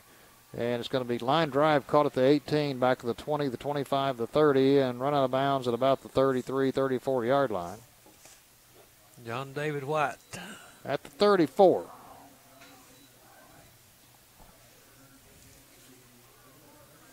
John David's had himself a night. Was it just me or my imagination, but I don't remember us calling his number much last year. No. Well, the Bruins had the football thrown 34, 10:08 to go, clock running. Well, he's a pretty good sized lad. He's 6'2", 210, so yeah, outstanding receiver. We got him listed here as a D-back, but he's been catching the ball quite a bit tonight for the Bruins. Here's Hatcher at quarterback, sets up a screen at 35, the 40, the 45-yard line. That should be enough for a first down. It is. It is Hatcher back in there, isn't it, Brooksy? Yes. Yeah, I feel like, hey, if they're going to keep their first team in there and try to make it look good, then we'll just put our first team back in there again. There is a Sandite on the field, but it looks like cramps. Yeah, it's cramps. Looks like number 20. 25, I believe. Anytime they run out there and start forcing those toes up, that's Chris Edwards. I believe that's right. Chris Edwards is 25. He's a defensive lineman, a senior, 6 feet 220. 9:41 to go in this one. Bruins leading at 52-21. They were ahead 52-7 when they started substituting. Now they'll help him off the field.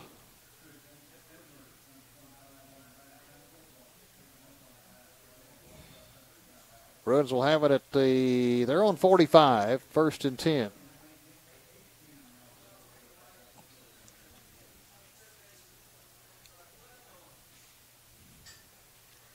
Bruins come back out on the field after huddling up. And they've already started the clock. So 9:35. That's the good news. Bad news is they've already started the play clock. It's down to 17 by the time the Bruins got back out on the field. 14-13. Hatcher has them lined up, though. 10, 9, 8, 7. He takes the snap. Pumps, throws, caught at the 50. Lynch tries to avoid some tacklers, and he does. Picks up about 5 after the 50-yard line. I thought they were going to, as he was giving up ground, they were going to catch him, but he's got a little speed about him, so that was a nice move. And they are being a little bit liberal on the clock now because he was plainly chased out of bounds, and the clock's still running, so that's good news. Here's Hatcher, a little shovel pass to Trey. He's at the 50, the 45, to the 40, down to the 35. Still on his feet down to the 31-yard line. Trey Johnson, the senior. 8:39, and then they stop it to move the chains.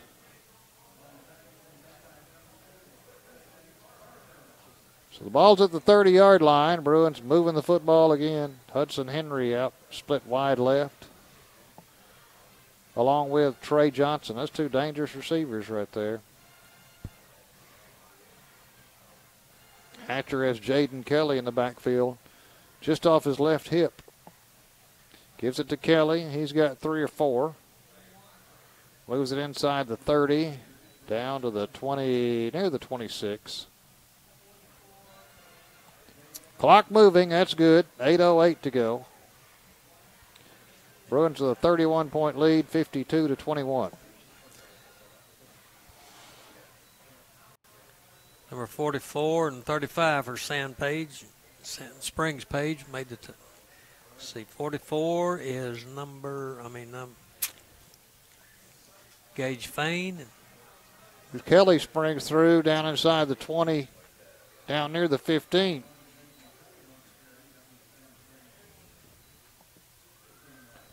So Jaden Kelly gets the call, and he carries it for a first down. Down to the 15-yard line. 7:35 to go. We're in this one. Bruins up 52-21. On the road in Oklahoma. Braden Askew on the stop for the Sand Page.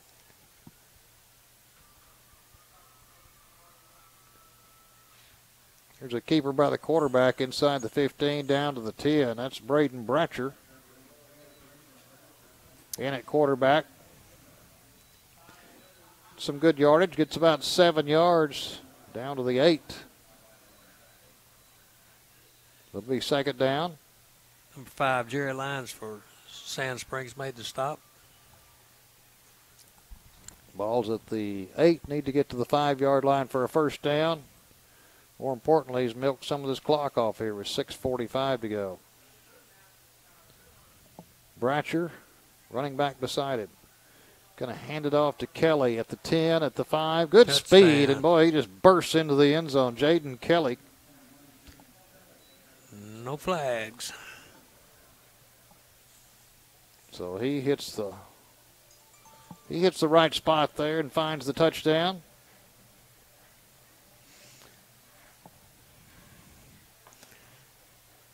.636 to go, and the Bruins have made it 58-21. They'll attempt the extra point.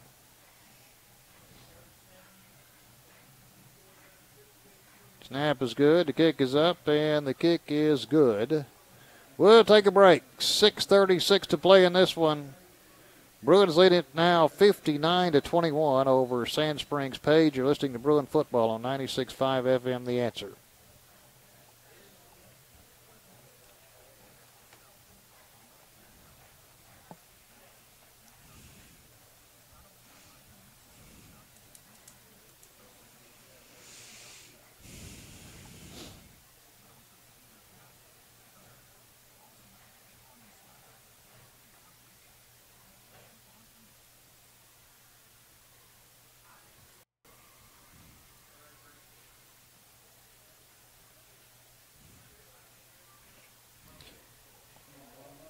Well, once again, the Bruins will kick it off from our right to our left at the 40-yard line. 59-21. 6:36 to go in this one. Very similar score to last year's, Jake. Yep. 56-21 last year, 59-21 right now. There's a bouncer's picked up at the 15, the 20 out to the 25. Trying to find room and finally tackled at about the 29-yard line. Bruin on his head out there. I don't know who that is. Doing a handstand. That was Luke Bratcher who was doing a handstand, I believe. Yeah, number 8. Pretty athletic. So the Sandites will have it at the 34-yard line. You know, even with the score that it is, the Sand Springs fans are still hanging in here. Well, why not? They just announced they got $3 turkey legs down there. Oh, okay. Grab a couple of them. Here's a handoff to Scott. He's still in there. Runs off left tackle, and there he goes. Yeah. They finally tackle him after he gains first down yardage across the 45 to the 46. Just tackle that guy every play because they're basically going to hand the ball to him. And it would be tough. He's got a couple of legs like, I'd hate to, you remember old Glenn, Earl Campbell. Yeah. He reminds me a lot of Earl Campbell, not near as big, but he's got legs kind of like Earl, all muscled up, and I'd hate to take one to the chest. Well, 6 minutes now left in this one. Bruins leading at 59-21. Sand Springs has the football at their own 46, first down. Quarterback's going to hand it to him again, and this time he has some white shirts around him. He's going to pick up 3 or 4. They just up to about the 49. That's I think this number 3 came in to substitute for him. Did he? Ben Nordig? Mm-hmm, Ben Nordig. Well, I think it'd be a good time to get some other players in the ball game. Yeah. Got a little hobble now by number 26 for Sand Springs. Cooper Mock. He's kind of holding his ankle. Well, that stops the clock. 5:27 to go here in this one. Bruins up 59-21. This one hasn't really been in danger for the Bruins since about the second or third drive of the game. I think they're up 31-7 into the first quarter. I believe you're right on that, Jay. Now they're up 59-21. Trying to get some experience for these younger guys on defense. And the Sandites have the football at their own 49, looking at a second down and 7. The same quarterback? Yes. Same quarterback. Caden Pennington. He goes up under center. Takes a snap, runs option left at the 50 down to the 45. And fumble. Let's see. Fumble at about the 45-yard line on the far side. They're going to say Sand Springs came up with it. And maybe enough for a first down over there. It's going to be close. Third down, about a yard. Ben Nordy. On the carry there. On the carry, yeah. He's in there for Scott, but now Scott comes back. Peyton Scott, their starter, comes back in the game. On third down, a yard from the Bruin 45.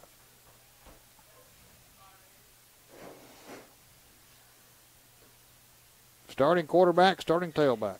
Still in. Pennington, Scott behind it. And our first team defense is back in. This time Scott dodges one man, dodges another, and they're finally going to bring him down at about the 37-yard line. That's a first down. Brooks Walton almost had him in the backfield, but he juked him a little bit, and Brooks missed him. Well, I know Coach Wood's not with us anymore. He's at Russellville, but he used to get really aggravated late in the game when he'd put his substitutions in, but the other guy wouldn't put his in. Uh-huh. And we wish Coach Woods a lot of success at Russellville. I know they won the championship last year in 6A, and, of course, their head coach moved on up to Fayetteville. Yeah. Pennington on first down. Looks to pass. Throws over the middle, and this ball is going to be incomplete inside the 5-yard line, right around the goal line. That'll stop the clock. That's the bad news. 3:44 to go in this one. 59-21.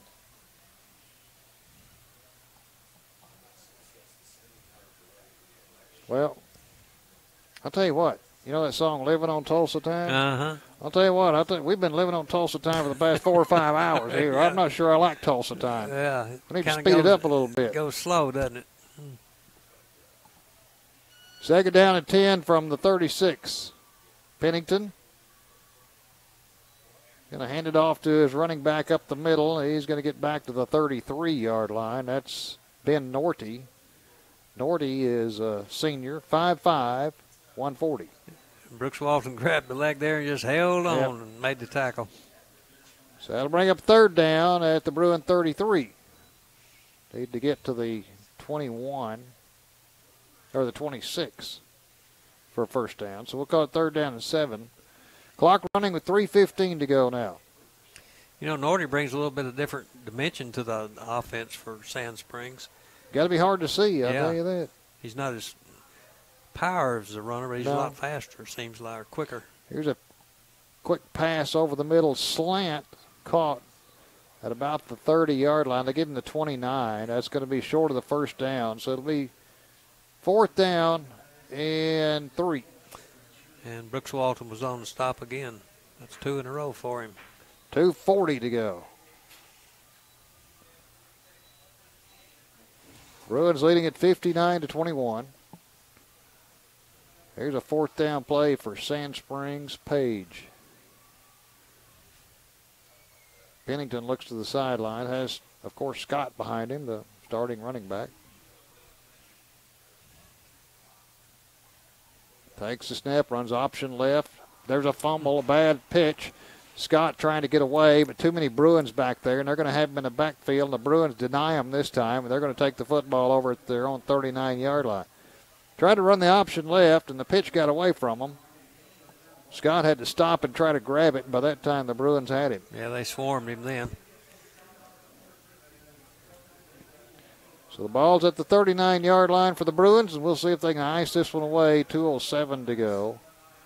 Leading at 59-21.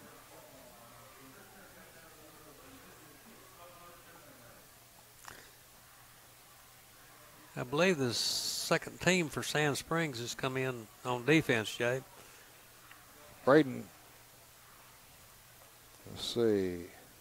There's a keeper up the middle by the quarterback at the 40, the 45, the 50. Braden Bratcher down to the 40, the 35, down to the 30. Now let's see who is that. That's 85. 85. That's Mason Cobb. Carries it all the way down to the 29-yard line. So, yeah, one good thing about, and I know Pulaski Academy has a lot of games that go into like that's the sportsmanship rule, the mercy rule. But one good thing about it is they do get to play a lot of these players in the second half. That's true. Here's a handoff to Cobb again outside the 25, down to the 20. Flag comes in. Referee says, "I'll stop this one," and he throws the flag out there at the 28-yard line. There's Mason Cobb again. The same official. He said, no, I'll stop this one. Minute 18 to go, and by golly, you're not going to get that score.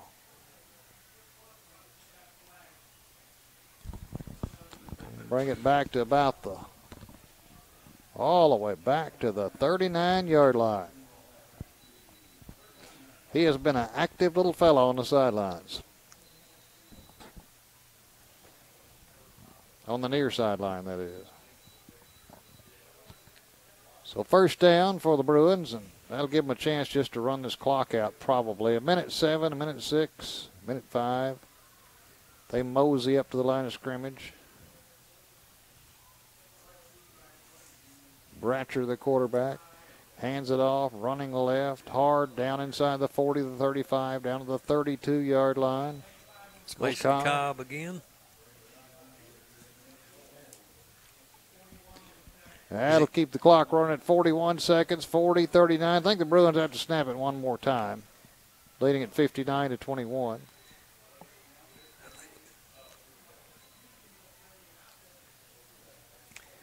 Ball's at the 34-yard line. None of that really matters right now. I'm trying to get this clock run down.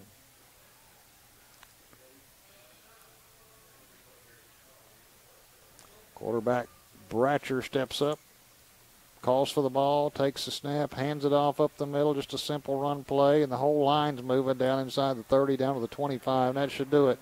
5, 4, 3, 2, 1, and the Bruins are 1-0 to start off this 2017 campaign. A successful trip to Oklahoma as they win it 59-21 over Sand Springs Page. We'll come back to tell you just a little bit more about it before we shut down here. Our final again. Bruins easily win this one on the road against Sand Springs Page. You're listening to Bruin Football on 96.5 FM The Answer.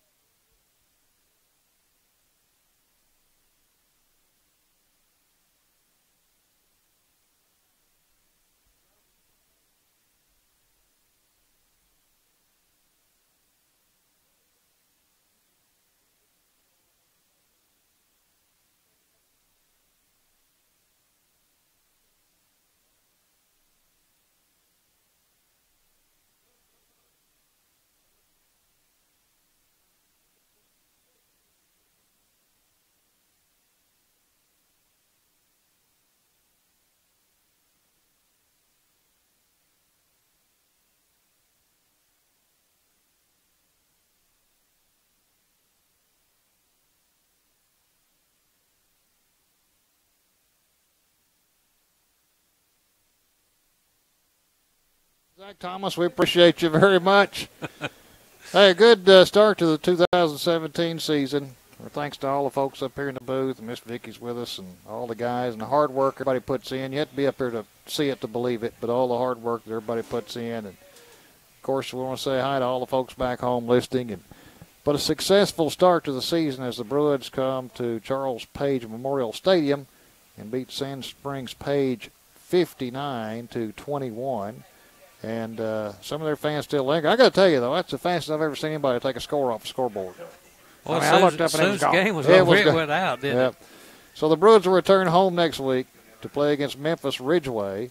Another tough contest against a well-known high school.